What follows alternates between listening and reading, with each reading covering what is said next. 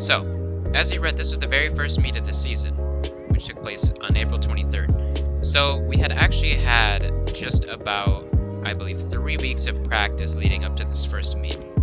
And you might be wondering why our first meet was so late in the year. And that's actually because this meet got pushed back about 3 or 4 days because of bad weather. It was actually snowing on the day that this meet was supposed to take place. And the meet before that actually got canceled because of some stupid district-wide, mandate or whatever that we had. But so I was actually expecting myself to go 5:20-ish. Anything over 5:30 I was going to be upset with. And of course anything in the 5:20s I would be just fine with. Coming through the first 400 meters. So this was the very first race of the entire season. Normally we would have had the 4x8, but we literally didn't have enough people to run the 4x8 at this meet, which is unfortunate. But our team is very small and does not have many distance runners. So I went through the first 400 meters in 74.88 seconds. So a decent pace. As you can tell, just running very comfortably.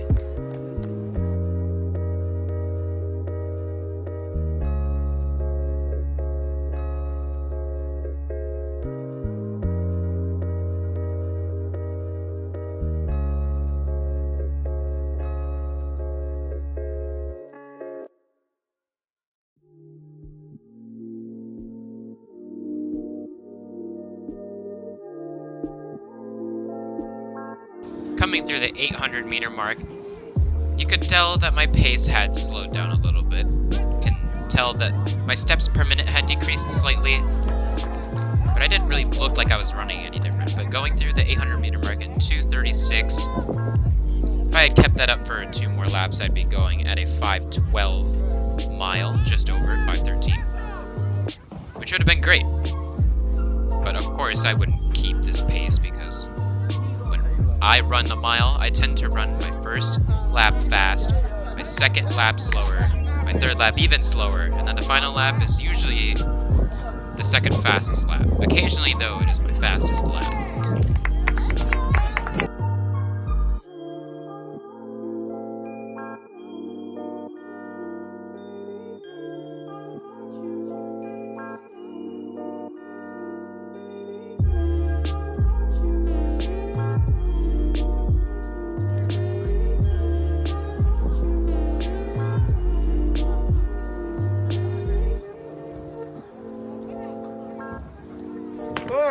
Push!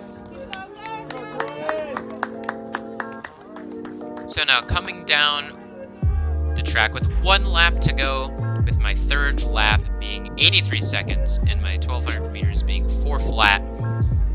That third lap was kind of slow for me. Normally I'd be averaging way below that, but first meet of the season, wasn't too upset or anything. But since I went through the 1200 meter mark on 4 flat, I was expecting to go under 5:20 with this, with my coach always being there to yell out my splits, which I greatly appreciate. And as you can see, going down the backstretch, we actually had a wind blowing into my face, or our faces on the backstretch, at about, I believe, 10 miles an hour, so pretty hard. Going through the 1400 meter mark, you can tell that I started picking it up a little bit. Nothing ridiculous, like I wasn't, I didn't have a massive kick or anything at the end, because I didn't have anyone to catch, there was no one behind me.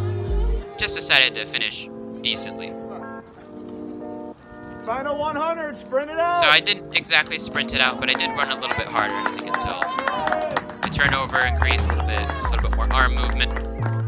And coming through the 1600 meter mark in 5:16 with the final lap of 76. That was my first mile of the season. And now, moving into the second mile of the season. You can see that I'm on the very inside. And for this race, my goal was to stay with the lead pack for as long as I can. Because normally, I just use that strategy and it works pretty well. But That first meet took place on April 23rd. This was April 29th, so 6 days later. And yeah, you can probably tell that the weather was awful for this meet. I think it was just under 60 degrees. It was windy and raining. So yeah, let's see what happens. But also not to mention that the first meet, which had occurred 6 days prior, I actually had discovered that I was starting to get shin splints. The only problem was, at this point, I didn't know that it was shin splints. I thought it was just some pain in like my legs, and I didn't really think anything of it. But little did I know that that would drastically change my season.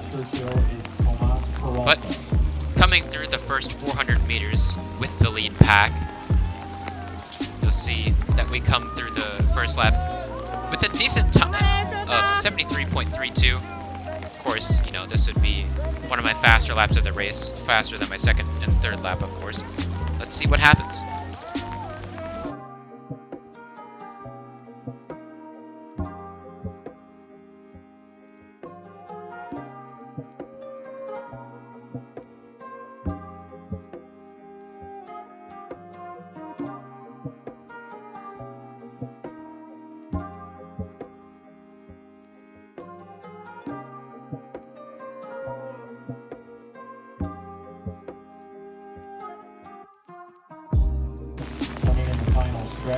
So coming through the 800 meter mark, you can see that the lead pack had separated by about a few meters. But coming through the 800 meter mark in 2:31, the second lap of 78, already an improvement from the meet before that. If I kept this up, I'd have a great mile on my hands, almost sub 5. But with these weather conditions, and you know, my legs starting to act up a little bit, it wasn't too bad, my legs in this meet. But this would be the first meet in which I'd have 4 events. The 4x8, the 1600, the 800, and the 4x400 relay. In that order. But now, with 600 meters left to go, let's see what happens. Followed by our 400 meter dash. This will be second call for the 400 meter dash. Hurdle crew, please be on alert too. Your event will be coming up shortly. Coming up for our final lap, still in the lead, is going to be Churchill, Cruz, followed by Peralta. Final lap for our men's 1600. And so now, coming through the 1200 meter mark in a time of 3:53, with my third lap being 81 seconds. Already over 6 seconds ahead of myself from the last race that I had 6 days ago. So if I close this final lap decently quickly, I could very well be on my way to a very solid time. Maybe 5:10 or maybe under 5:10. But as I'm coming down the backstretch, don't remember which way the wind was going. Probably going every single direction at once, honestly, with how bad the conditions were. It was really bad. But I still tried to run hard the last lap. As you'll notice, there was a guy coming up behind me. I had absolutely no idea he was there. Had I known he was there, or at least getting closer to me, I probably would have sped up. But as you'll see, coming down the home stretch with 100 meters to go, you'll see that the top 3 runners were very far away from me. And as the person behind me tries to close the gap and catch up, I just ran a little bit harder, still not knowing he was there, but faster turnover, pumped the arms, finished strong, saw the clock on the scoreboard and finished the time of 5:10. The final lap of 77 seconds to finish my second mile of the season. But now, going through the 4th meet of the year, which took place on May 11th. And now you might be wondering why there was so much time between the 2nd and 4th meet, or even why was there no 3rd meet? Well, there actually was a 3rd meet, but the pain in my shins, if you read, were so bad that I actually could not run the mile or the 800 or the 4x8 in that meet. All I ran was the 4x4. But this meet, I had the KT tape ready, I had the ice, I had the rest. Kind of, I'd already run the 4x8 before this, but I was feeling better, and I knew that I was going to be able to run the 1 mile distance. And And same thing as last time, I decided to stick with the pack and just sit with them, and I was just gonna hope for the best.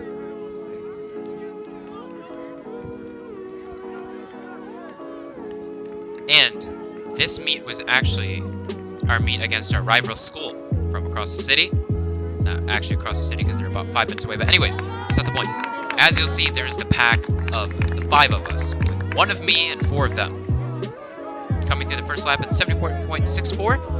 Very comfortable pace. I was not feeling nervous at all. I was feeling very confident. Let's see how I go to the next 400 meters.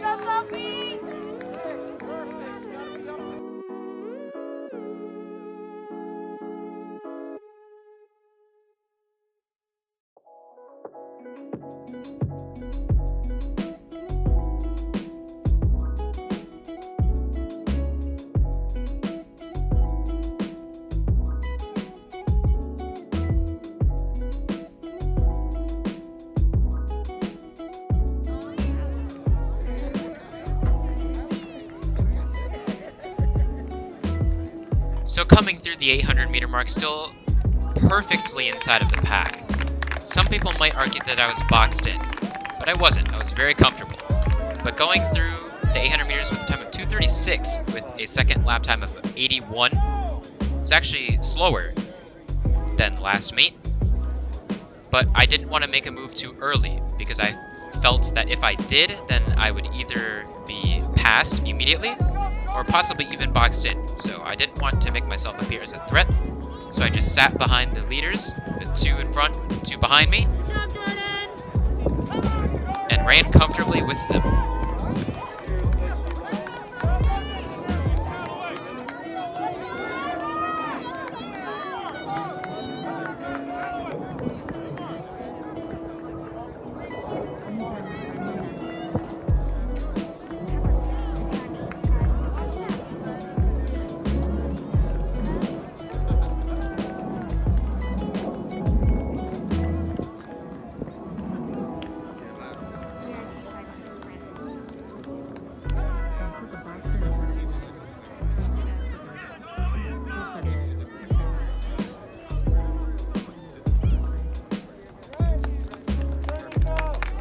So now coming through with 1 lap to go, I was still perfectly with the pack with the 1200 meter time at 3:55, with the 3rd lap being faster. But so now to set a new PR, I'd have to go 70.88 for the final 400 meters, which would be way faster than my first lap. But as you can see, the 5th runner in our pack had separated from us. And it was now us 4 in the front. You'll see that the person in first, I don't really know if that was supposed to be a decisive move, but they did move maybe 1 or 2 meters away from the rest of us. But going down the backstretch, I still felt very comfortable. I knew that I had enough in me to make a final move. But now with 200 meters to go, I was feeling really good. I made a move to pass the person that was in 2nd place on the outside. Coming through the home stretch, I'll let my running do the talking.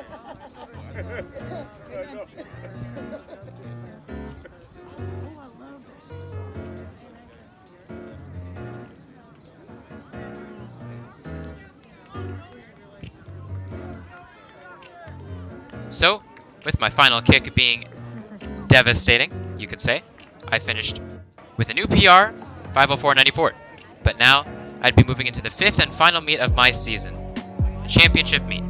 I'd be starting out in lane 5. And of course, my goal now, since I had gotten to 5:04, the meet before that, I would really, really, really like it if I got sub 5. So that was obviously going to be my goal, to do my best to get sub 5. And so in the first 100 meters or so, I made sure that I was in the front with the lead pack, because going into this race, I was seated 3rd out of, I believe, like 10 people in this race, because there were 3 heats. And so I guess I kind of expected myself to be 3rd, or just at the very least, in the top 5. relay teams, please report to the 30-yard And so coming line around to be clerked.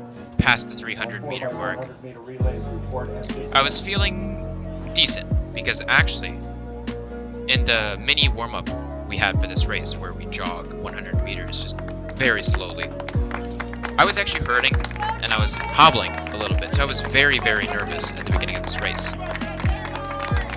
But going through the first 400 meters in a time of 71.08 seconds, I was feeling a little bit better. Of course, I was still worried, because I knew that I needed to break a personal best and hopefully run under 5 minutes. But I was just trying my very best to make sure I wasn't going to absolutely die. But as you'll see, coming through the 700-meter mark, I was in 4th. Someone passed me, obviously. But I was still in the pack at the front. I knew that it was pretty much a guarantee that this group of runners was not going to change for the last 2 laps of the race. And coming through the 800-meter mark in a time of 2:28 with a second lap of 77, I knew that I was on good pace to run a good mile. I just needed to make sure that I'd keep that and stay strong. But unfortunately, that's really not exactly what I did in this 3rd lap, because my 3rd lap is infamously slow. And you'll see that, because at this point, I was in 6th. So, yeah. Was not really in a great position. So I knew that I was going to have to put in some work if I was going to run a good time. Especially with the person in first is separating, and then it was us 5 being in a group, and I was in the back. But coming through the 1200-meter mark with a time of 3:47.0 with the 3rd lap of 78.86, I knew that if I was going to break 5 minutes for the mile, I was going to have to pick it up. So I made my move just past the 1200-meter mark and put myself in 3rd place. And right here down the backstretch, I heard one of the coaches yelling that if I was, not me, but for the runner that they were talking to, that if they were going to break 5, they needed to go, and they needed to go now. And so I used that. And I tried my absolute best to run harder. As hard as I was going, I was trying to go even harder. And with 100 meters to go, I saw the clock at the end, reading 4:44, so I knew that I was going to have to run as hard as I could for this last bit. But coming through with an unofficial time for the 1600 meters of 4:58.9, I had finally achieved my goal. Thank you for watching, but never watch again.